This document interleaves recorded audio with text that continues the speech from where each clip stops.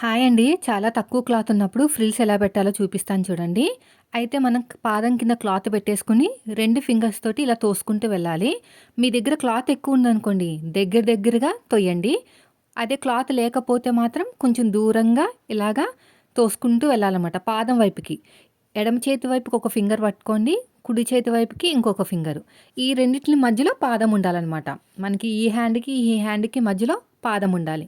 అప్పుడే మీకు ఎంత తక్కువ క్లాత్ అయినా సరే రెడీమేడ్ స్టైల్ అయితే లుక్ అయితే వస్తదండి. చాలా అంటే చాలా బావుంటది. మోస్ట్‌లీ నేను 2.5 మీటర్లతో కూడా ఫ్రిల్స్ ఫ్రాక్ కుట్టడానికి మెయిన్ రీజన్ వచ్చేసి ఇదే అనమాట.